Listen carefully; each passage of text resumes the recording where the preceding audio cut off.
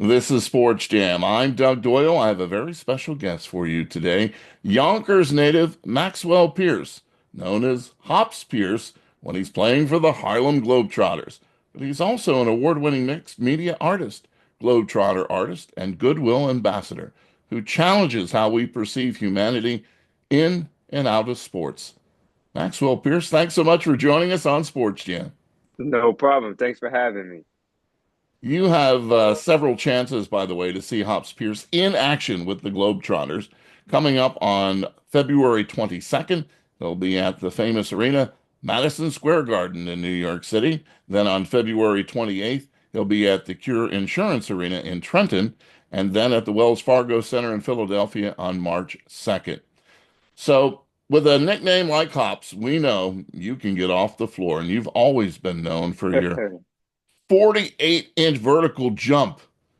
You're it's what opened everybody's eyes, wasn't it? First of all, it started with the 2018 Dark Horse Dunk Competition during the Final Four weekend, That's right. right? And then it was the NCAA College Slam Dunk Competition where you represented your school, Purchase College, and you did the one-handed self alley-oop slam dunk while filming yourself with your cell phone. How many That times was do some people fun refer to stuff. that dunk for you? Oh man, I've tried to create that as a signature of mine. I've seen other people do it, but I can genuinely say that was an original idea that I had when I was preparing for that dunk contest. So my family brings it up a lot. My friends bring it up a lot. Um, I haven't run into as many Globetrotter fans that are aware of it, but that's okay. I think there's so many interesting parts to your story, and we're going to get to all of them here. But you grew up idolizing NBA greats like Vince Carter and Nate Robinson, who could really dunk the basketball. And Nate was a little Yeah. guy, right? And as a kid, you were Yep. watching videos of Vince's slam dunks on the internet and then going outside and attempting them yourself. But you're the first NCAA Division III basketball player to be fully featured in two video games. NBA 2K and NBA Live. It came full circle for you, didn't it? It really did. And to stay on theme with that full circle essence, when I was in the college slam dunk contest, Nate Robinson ended up being one of the judges for that dunk. So it was really cool to have, him as such a big inspiration when I was a kid and be one of the two reasons why I dunked the basketball to being in the biggest dunk contest that I've ever been in my entire career. And he was a judge for it and he was loving it. So it was amazing for me.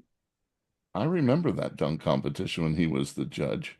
So you are amazing, and you caught the eyes of the Thank you. Harlem Globetrotters, right? You're That's playing right. with this world famous team.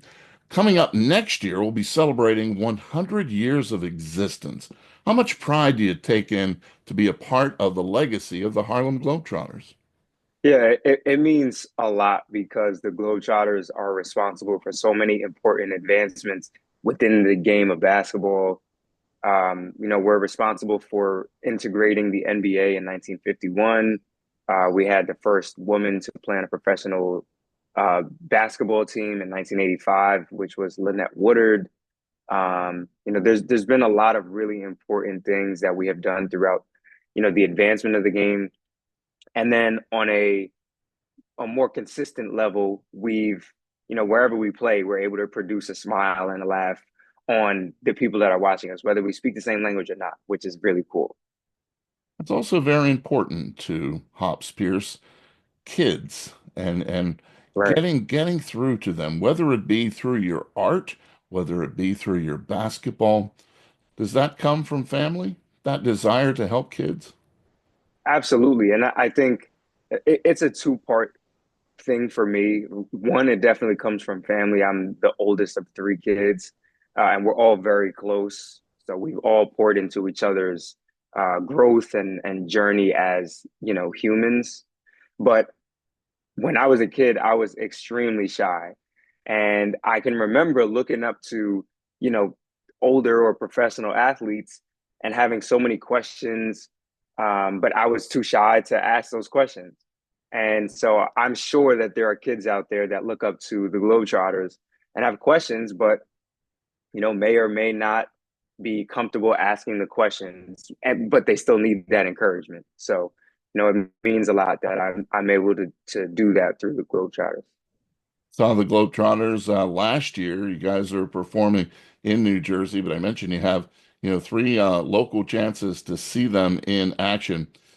It's that response that you get from kids, right? That really propel all of For you to have sure. so much fun. Yeah.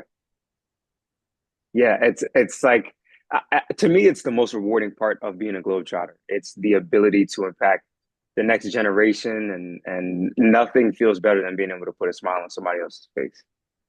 One of the things I always like to do when I go see the Globetrotters is immediately, if I haven't seen a certain player, I immediately look up, where did she or he go to school? Because I gotta see them in action, on the courts. Take us back to Purchase. And, Yeah. did you have any idea that this would eventually be your career as far as playing this sport throughout the good part of your life? Um, Not really. I mean, like I can distinctly remember in purchase is when I started to get a lot more creative with dunking the basketball, and I definitely had a passion for sharing those dunks on social media. So those started to circulate a little bit, but I didn't think that I would be literally traveling the world, continuing to play the sport 7 years after graduating from college. Everybody, I remember when I played high school basketball, we all wanted to dunk the basketball. And I was not very good at jumping like you, Maxwell. So I barely could do it, right? Where did the hops come into play? How much work did you put into how much God-given ability is that to be able to jump like you can? To be very honest, I think it's a good mixture of both. First, I think I was given a passion and a fixation with dunking the basketball, and that was enough to get me to put in a lot of work to, increase my vertical. I think that work was accelerated by the gift of being able to, jump pretty high, but I was always a really short and skinny kid. And so for, a lot of all of my middle school career, I always felt like less than because a lot of my teammates were bigger, faster, stronger. Um, and I wasn't able to play above the rim at that time. So to now have that above the rim element to my game, even though most of the, players that I play against are still bigger, faster, stronger, it definitely it's gratifying for sure. You're just 6 foot tall. I Right. mean, it's not like, when they hear a master dunker these days, we think of 6'7", 6'8", people just flying down, but you have given us all hope, even at my age, that maybe if I worked out, nah, I still couldn't do it, Maxwell. I still wouldn't be able to do it very well. Before we get into so many different aspects of your life, let's talk about who's on the Globetrotters right now that you are especially close to and have established a great rapport with. So Buckets, he's instantly the first name that comes to mind because we're from the same county. We were actually pitted as rivals before we met each other. So he lived in a nearby town. He jumped really high, and I lived in a nearby town, and I jumped really high. And so everybody used to say like, his actual name is Jason. Everybody used to say, Max, you think you jump higher than Jason? And I'm like, I don't know Jason. I've never met Jason. I can't say whether I do or don't. And they would do the same thing to him for me. So when we finally met each other, it was kind of this shared feeling of like, I don't know why everybody is trying to compare us, but you're actually pretty cool. So we became really good friends, and I got to the Globetrotters before he did, and I made the recommendation, and from there they loved him, and he's in his third or fourth year or something like that. The tradition of the Harlem Globetrotters goes back to Geese Osby and Meadowlark Lemon and Curly Neal. And how much video did you watch of them before you became an official member of the Globetrotters? So I was pretty aware of the Globetrotters already because like shows like Scooby-Doo, Gilligan's Island. There was a lot of references. And actually my grandmother bought me a Meadowlark Lemon jersey when I was 9 years old. Wow. And I have the photo of that. So to kind of have that knowledge at that age and then to have it come full circle, then I have my own jersey is so fun. That's amazing. I know your grandmother is so special to you, and she Yes, is she still is. with us in her 90s. She has inspired so many things about you, including your artwork. So let's get into this wonderful artwork that you have displayed. It's not all about basketball, it's about culture, it's about connections. Right. And tell us how this all started and how your grandmother plays such a huge role in this. Yeah, I want to say I started creating artwork in about the third grade, and for a while it took a back seat to sports. My parents put me in a lot of sports. I played a little bit of tennis. I played basketball, obviously. I played baseball, football, and I ran cross country. So between practice for those sports and then, making sure I take care of my schoolwork, was always really challenging to give the time that I wanted to art. My grandmother's influence comes in because at one point I was a terrible student academically, not behaviorally, because I was always really shy, but I just didn't see the value in applying myself when I was in middle school.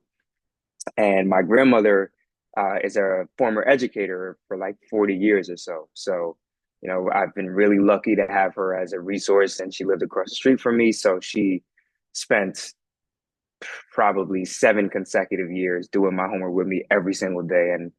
And so she's, largely responsible for my transformation as a student.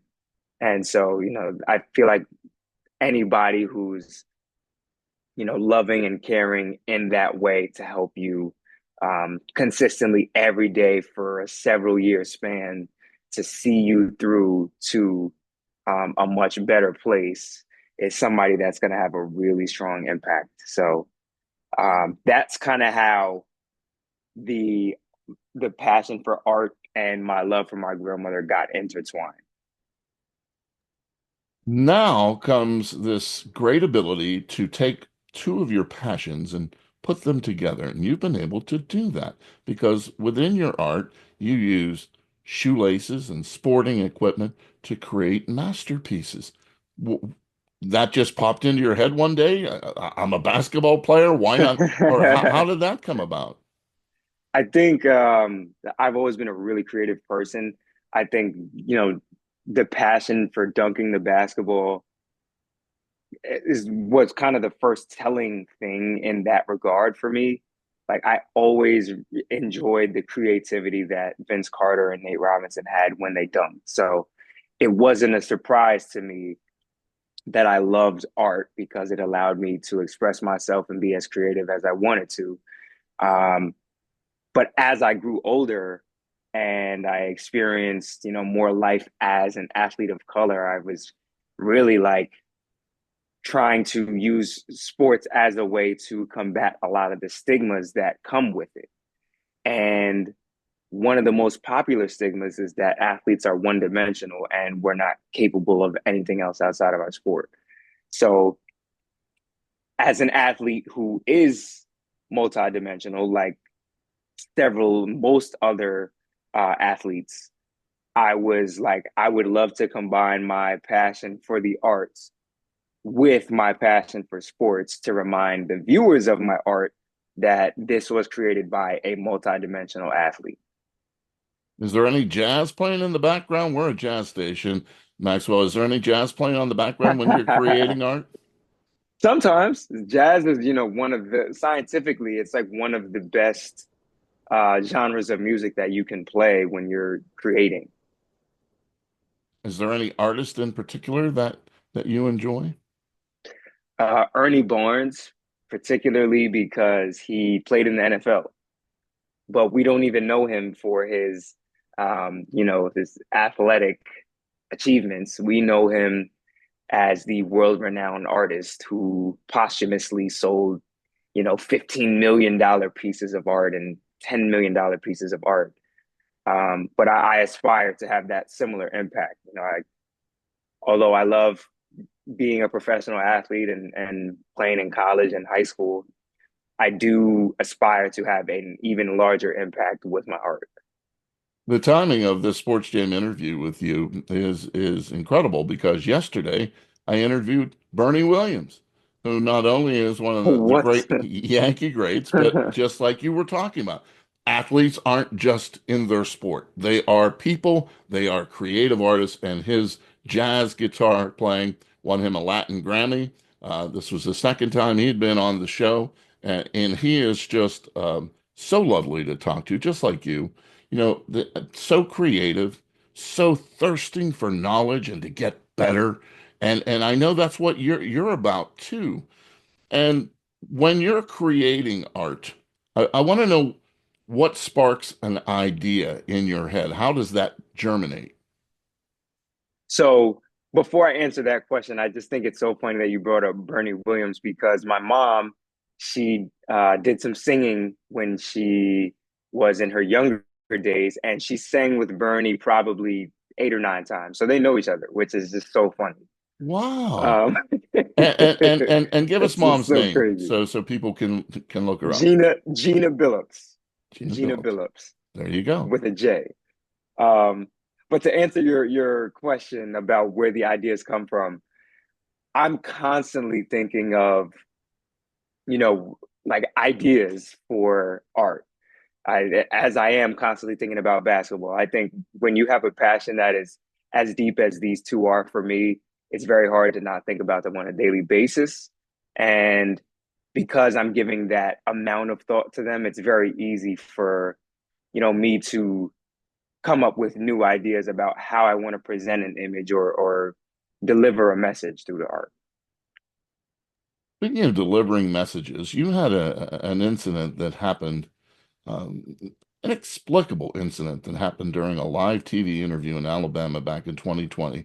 Uh, there were a couple of news anchors who threw fruit at you, including a banana, while you were demonstrating some skills.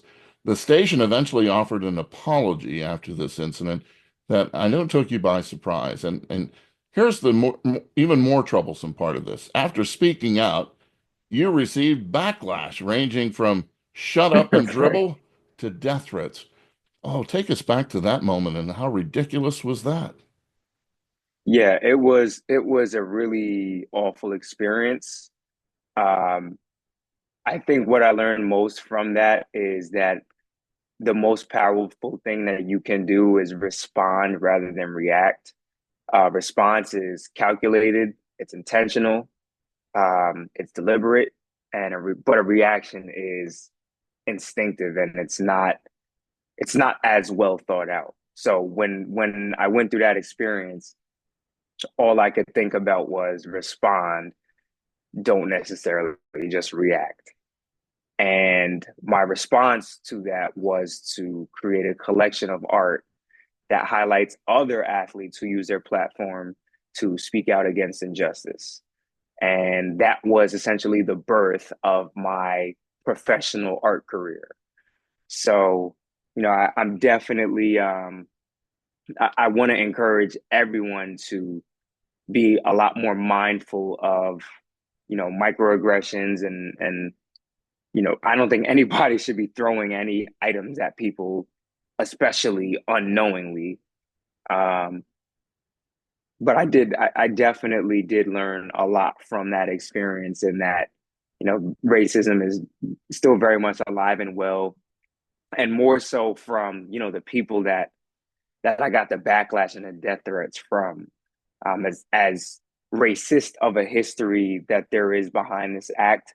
I cannot confidently say that the anchors threw the fruit with racism as its primary intention.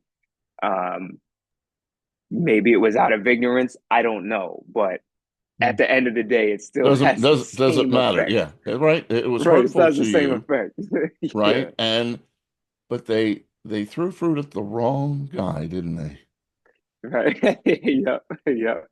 You know, They you did. knew how to take care of that, and I congratulate you on handling it in such a great way. Um, you're a goodwill Thank you. ambassador as well as through the Globetrotters, going around the world and teaching kids how to respond, how to have fun. But I like how you said it earlier.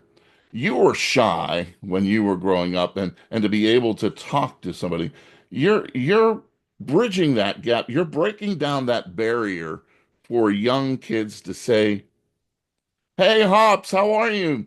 And you come over and you interact, and Right. it's a moment they'll never forget and could change their life. Absolutely. Yeah. I know, I think my personal journey as a super shy kid to now being somebody who's comfortable speaking on camera and being on TV, being in front of thousands of people that I don't know, it's a testament to, my journey to kind of break that shell that I had. And so, if I can personally go through that firsthand and overcome that firsthand, then I know somebody else can, and I know what it takes. Um, so yeah, I know that I am in the position to help them break that shell. You might not have been a good student in middle school, but you learned from your family that education was important, and you became on the dean's list at school. You became a Yep. scholar athlete. So, what do you talk about with grandma now? These days, I'm getting married in May, so she's Congratulations. thank you. She's we're talking about that a lot, and I I've become the family historian that she still is. But I've definitely taken that from her, that skill from her. So I'm just trying to soak up as much knowledge and family history and stories and wisdom from her that I can while she's still here. And who's the lucky individual that will be sharing their life with you? Her name is Jasmine Stiles. She's And how from did you, Orlando, Florida. okay, how did you meet? We And got to know that. so ironically, we met because of that horrific banana interview experience. Really? So Jasmine is a news anchor. She was anchoring in Tampa, Florida at the time. And when this story about the fruit throwing incident started to circulate, it was shared by one of her friends who is a reporter, and she happened to see it. And so she reached out to me basically, saying that she's sorry that this happened to me and offered her help to get the story to additional outlets to, spread this important message with people. And so that is quite literally how we got connected. It was through that traumatic incident. So our union was born through, uh, some form of trauma, and it kind of speaks to the resilience of Black love, which I love. That I guess that incident may have had to happen for you, Maxwell, if you think Yeah, about it, right? yeah, That the people, people say that's it's a cliche, right? Things happen for a reason, but in your yep, case, your art and your partner came about as a result of just a horrific event in your life, and has led you to a great path. Hey, I have a project for you. yeah. Okay, Bernie Williams plays guitar to videos of you dunking the basketball. that would be cool. Wouldn't that be something? That would be cool. I think you might have to get a hold of Bernie Yep, and talk to him, and make that collaboration especially happen. with mom singing with him, Yeah, yeah, right? And yep. maybe she's singing as you're dunking. Right, right. It could be I think just that would be really cool. unbelievable. Before we let you go here on Sports Jam, and there's a couple more things that that I wanted to talk to you about. And first of all, I wanted to run down 2018 ESPN College Slam Dunk Championship semifinalists. 2020 ESPY's honorable nominee, Can't Stop Watching Moment of the Year. I already mentioned you're the first NCAA Division III basketball player to be fully featured in two video games, NBA 2K and NBA Live, and 2021 Tuckahoe High School Basketball Hall of Fame inductee. That HOF nomination there and Hall of Fame, how much did that mean for you? That means so much because although I wasn't born in Tuckahoe, I grew up in Tuckahoe. I gave 25 years of my life in Tuckahoe. So Tuckahoe is responsible for so much of the transformation that I've had, and a lot of the people who are really close to me are from Tuckahoe, and it means a lot to me to be able to carry Tuckahoe with me wherever I am in the world, playing basketball or showing artwork. So coming up, you have a chance again to see this incredible individual that we've had here on SportsJam. Yeah, it goes way beyond sports for Maxwell Pearce. You can see Hops Pearce when he performs at Madison Square Garden in New York City on February 22nd, at the Cure Insurance Arena in Trenton on February 28th, or at the Wells Fargo Center in Philadelphia on March 2nd. So last question I have for you. At the reception, is Sweet Georgia Brown going to be played? I'm sure somebody in the families will be whistling it. I'm sure I'll hear it. I'm sure.